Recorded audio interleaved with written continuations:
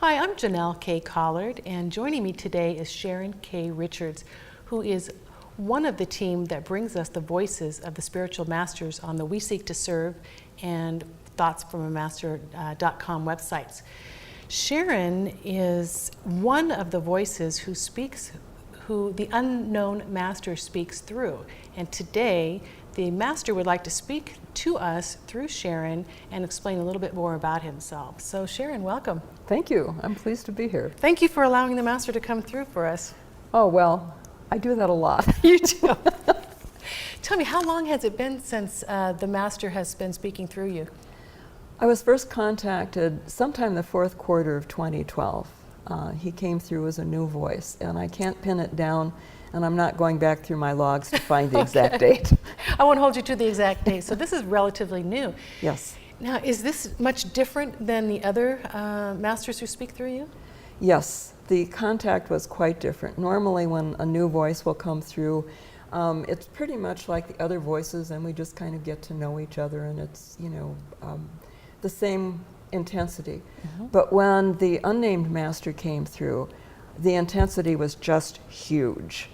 And it took me, and as a matter of fact, he had to do the adjusting on his side because I couldn't handle him at first at full intensity. So yes, it was quite different. There's a lot of power. Because so many speak through you, so that's interesting that it would be like that. Well, you told me that the master, the first thing that he revealed to you was that he is a triad. Yes. And so this is news to me. So can you explain what a triad, or who is in this triad? Well, what I found out is probably the reason it was so intense is because the three members of this triad are Master Kutumi, Master Moria, and Mother Mary. Really? And that's a lot of power. That's a lot of energy, I'd say. So yes, it's a powerful triad when they work together. Wonderful, and I like the female energy in with the male energy.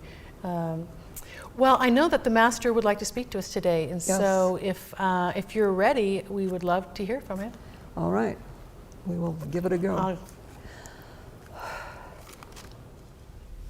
Well, thank you so much for being here. It's really an honor and a pleasure to be in your presence. All right. All right, and how is the energy for you? It's pretty strong. All right. It's big. I have to be honest with you there. It's All very right. intense energy. Right. Very good. Can you explain to me, to us, what a triad is exactly? All right. That is one of the things I wanted to accomplish today, so thank you. A triad. We were looking for a metaphor. And we decided, I mean the community of spiritual masters, and those of us in the triad settled on color. So if you can imagine an artist's palette, and you have blue here, and you have red there, and you have white here. And if you mix the blue and red, the blue and the red actually disappear into purple. Right. And it becomes purple. And if you add white, the purple disappears into something that you would call violet. That violet is not red, it is not white, it is not blue. It is its own color and its own essence. And that is what a fully blended triad is. That is what I am. I am not Kutumi, I am not Moria, I am not Mary, I am me, the unnamed master. At that level of blending. Now what we have the ability to do that colors on the palette cannot do is disband, and we can disband to various degrees. And before this session is over today, I would like to give you an example of a disbanding. And the reason it was so intense that you are feeling now and that Sharon felt when we first spoke through her is that we approached initially as the fully blended master.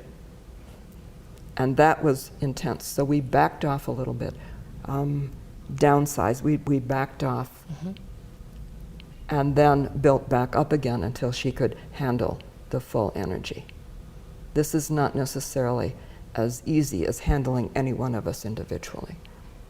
Does that explain what the triad is? Very well. It absorbs the one frequency. It comes together as one stream. Yes. And I have to say, it feels very big. It feels, I'm thinking of it like a huge tree, a trunk.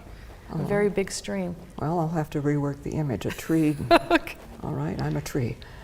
Okay. All right. Well, how long have these triads been happening? Is this new, or has this always been?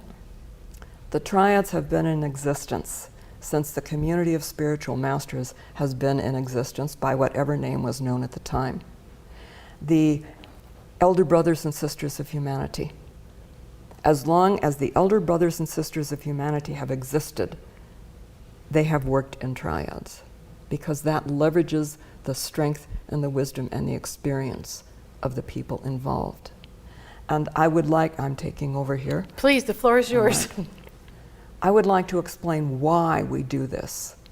And that is, I think that anyone watching this video, I hope, is aware that there is a plan for this planet. Mother Earth has a plan. And humanity is part of that plan, and the kingdoms of Mother Earth are part of that plan. The mineral, the plant, the animal, all the kingdoms of Earth, those that are on the physical plane and those that are in other dimensions, all are part of the plan. Well, when that plan calls for a project, and that project may be small, or it may be many decades in length, but when there is a project that calls for guidance and advice from the community of spiritual masters, and a single master or 5 masters working independently is not quite the right energy to really guide this project, then we will form triads. And we will first we would determine what energy is needed, and then which members of the community are capable of coming together to provide that kind of energy. And that is why we form the triads and how we determine who is going to be in there. It depends upon the project and the ability of this energy package that is needed to relate to the human beings who are actually executing that project. All right, is this making sense? It absolutely makes sense. All right. Who decides how these triads are formed? Is there a committee that gets formed? Who organizes all this? We work in a group consciousness, and we do have meetings. Mm-hmm. So it is at these meetings, when we all know what the plan is, where we can discuss as a group what is needed. So I suppose you could call it a committee, although we don't actually think of ourselves as a committee, but that's an okay analogy. Earth Talk, I guess. Earth Talk. I love it. How long, now we have 3 in this triad, are you working in other, do the members of this triad work in other triads as well? Yes, because you see, the triad is not permanent. We come together for a specific purpose. And anyone who is familiar with the work of the community knows that Master Kutumi on his own is off doing this, and Master Moria on his own is off doing that, and Mary on her own is off doing the other thing.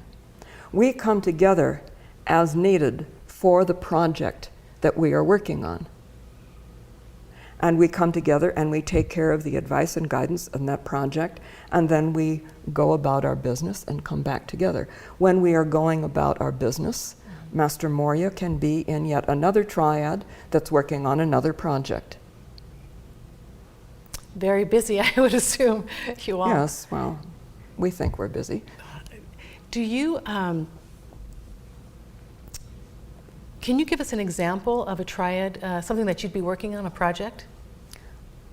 Well, what we're working on now, this particular triad,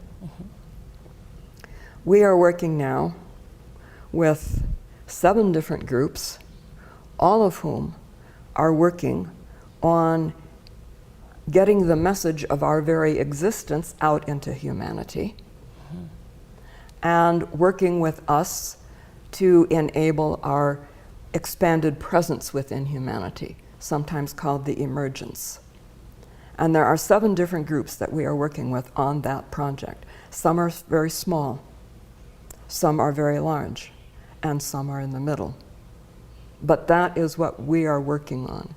So the plan calls for our expanded presence within humanity.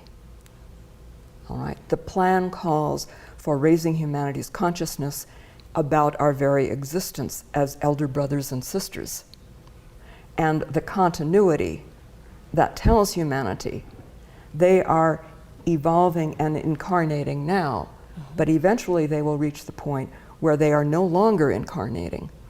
And when they reach that point, then they will become members of the community of spiritual masters. And yes, there are transitional members, and I'm not going into those details.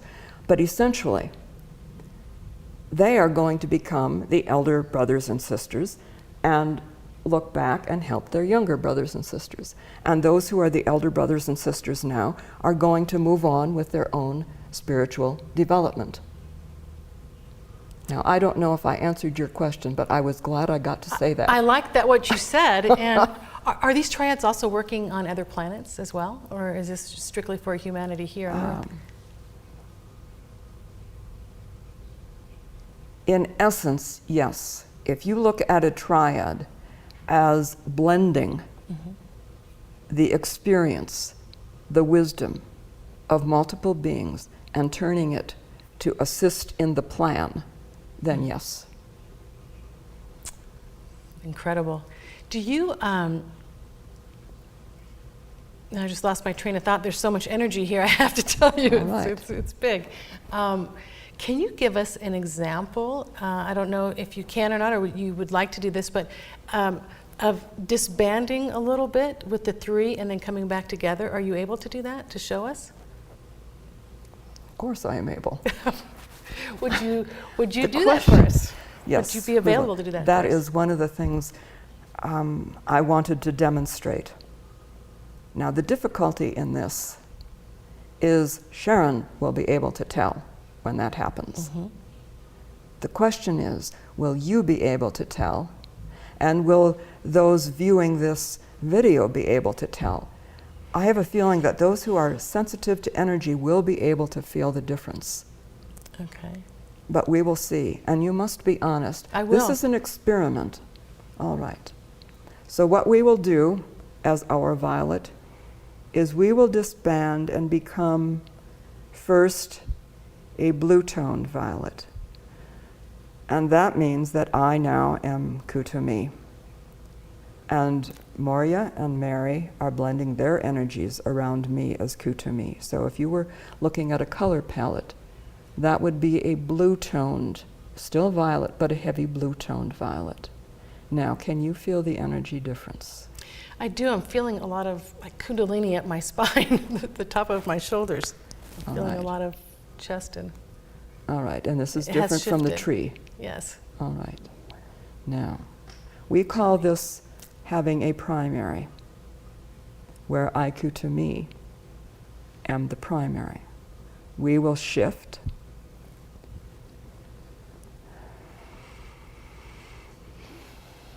All right, and this is Moria. And now our violet is a red-toned violet. I am now primary, and Kutumi and Mary are working and blending with my energies. This is the level at which we are most successful with initial communication with someone who is going to give us voice.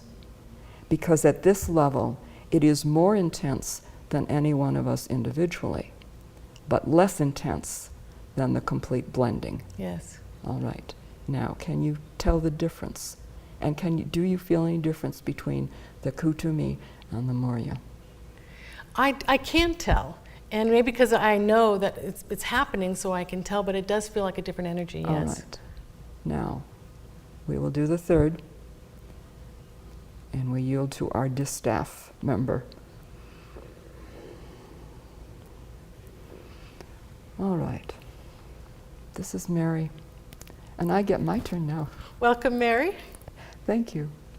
Yes, it is a feeling of great power that maybe women will understand, to have the balance, and now they are blending with my energies, and I will make light of it, because we all have divine feminine and divine masculine aspects. But I like to think of it for the sake of the Divine Feminine, which has been, I would say, downtrodden for a number of centuries, that it is a pleasure that there's one of me, primarily Divine Feminine, completely balancing two who are Divine Masculine. With the boys in the back. We must be careful. Yes, I would not like to upset the two in the back, but it's a beautiful energy, I have to say. Right. And you do tell the difference. It's very soft and heart chakra warm. One of the things that those who are accustomed to channeling me individually say, that when I am in the Triad formation, there is an intensity about me that they do not feel at other times. And that, because of the Triad formation, explains why. That makes sense. All right. We would reblend now. Thank you. Thank you.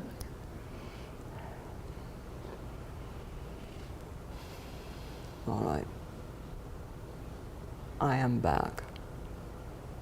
Definitely a different energy. All right. Bigger. I know. I'm a tree. You're a tree. They're You're twigs. an oak. All right. All right. Do you have other questions? Well, Consult your list. okay. We want to get these questions down. There is much we wish to cover. And we will tell people we cheated. We talked about some of the things ahead of time.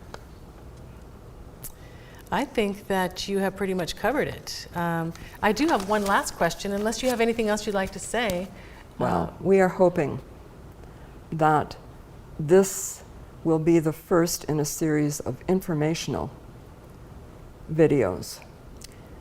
This is not necessarily a message, as some of the other videos have been and will be, but it is information that we would like people to have. And we are hoping that we can do more We Seek to Serve informational videos. I would like to say that. I think we can make that happen. All right. We Thank can- you. So I do have one last question, and if I may be so bold, and you can choose to answer this or not, but what's coming through to me is I'd like to know if the unnamed master and the master are one and the same.